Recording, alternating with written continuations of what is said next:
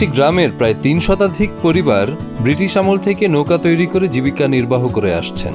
তবে বর্তমানে নানা সমস্যার কারণে অনেকেই তাদের এই পারিবারিক পেশা বদল করছেন।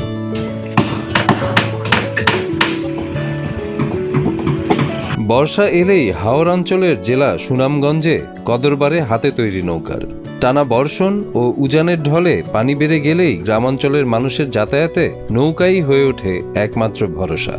এজন্য বর্ষাকালে নৌকা কারিগরদের ব্যস্ততা সবচেয়ে বেশি থাকে। নাও তো 19,000-এর মতো খরচই যায়, 21,000 বিক্রি, ওই 2,000 মতো বাড়ে। কাকডাকা ভোর থেকে গভীর রাত পর্যন্ত নৌকা তৈরির কাজে ব্যস্ত সময় পার করেন তারা। যুগ যুগ ধরে এভাবেই নৌকা তৈরির কাজ করে আসলেও ভাগ্য বদলায় না এই গ্রামের শ্রমজীবী মানুষের। আমরা নৌকা বানাই দীর্ঘদিন ধরে আমরা মুরব্বী হয়ে ব্যবসা করিয়া গেছেন, আমরা লসের দিকে আছি। আমরা কোনো উন্নয়ন হইতাম পারতাম না মাঝবাড়িকার মানুষ। এই কারবারে যা বংশগত জমিন আছে 1-2 ইটা বেচন মানছে, এরপরে এই কারবারে আমরা শান্তি নাই। কিছু টাইনা টুনা কেউ আর কি তাওর ভাই, এটা তো একবারে পূর্বকাল থেকে আর ওলই চলে।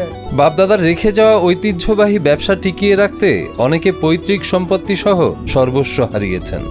এমন হইলেন আমরা বাপদাদার আমলের ব্যবসা, ঐতিহ্য ব্যবসা, এটা আমরা দূরে রাখতে কারণ লাভ লস এটা বোঝা যায় না। মনে হয় সারা বছর না বন্ধা নিলেও কাঠের টাকা ধরা তখন লাগে 1 লাখ 2 লাখ 3 লাখ ধারাবাহিকভাবে চলে।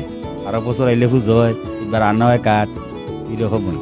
ঋণগ্রস্ত কেউ ক্ষেত বেচা দে, কেউ গরু বেচা দে, এরকম ভাবে চলে রাখি ব্যবসা। নিঃস্ব হয়ে অনেকেই এই ব্যবসা ছেড়ে দিয়েছেন। যারা এখনো টিকে রয়েছেন তারাও ঋণের চাপে পিষ্ট কিংবা মহাজনের থেকে ঋণ এনে নৌকা তৈরি করায় লাভের চেয়ে তাদের লোকসান হচ্ছে বেশি। এভাবেই একসময়ের জাঁকজমকপূর্ণ নৌকা ব্যবসা এখন হারিয়ে যেতে বসেছে। নৌকার তো দাম আছে, আমরা ব্যবসা করি, ফায়দা মিলে না, কোনো সময় লসও দেওয়া লাগে, কোনো সময় 200-500 মিলে, 1,000 মিলে। মাল তো আমরা কিছু বাকি আনি, পুরাটাই বাকি আনি। বাকি আনতে গেলে তো দরটা একটু বাড়তি রাখে, বাড়তি রাখলে আমরা লাভটা এখানে আটকে যায়। আটকে গেলে আমরা তো পুঁজি কম, পুঁজি যদি থাকতো আমরা নগদ আনতাম, আমরা লাভটা একটু বেশি হইল না, দ্বারাতে আমরা বেশি লাভবান হইতাম পারি না।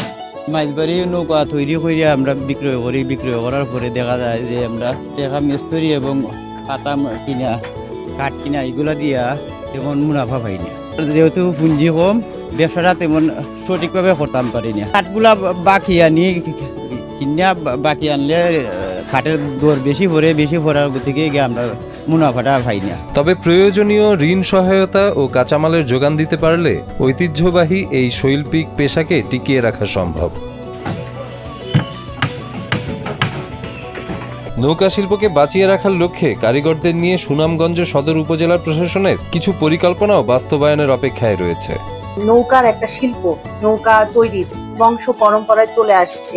বিষয়টা সম্পর্কে ওয়াকিবহাল আছি এবং আমি তাদেরকে নিয়ে আমার একটা ভবিষ্যৎ পরিকল্পনা আছে। এই শিল্পটাকে আমাদের বাঁচিয়ে রাখতে হবে এবং আমার উপজেলা প্রশাসন সবসময় এই শিল্পের সাথে যারা কলাকুশলীরা সংযুক্ত আছেন তাদের পাশে থাকে। সরকারি সহায়তা পেলে পূর্বপুরুষের রেখে যাওয়া ঐতিহ্যবাহী নৌকা শিল্পকে ধরে রাখতে পারবেন, এমনটাই প্রত্যাশা কারিগরদের।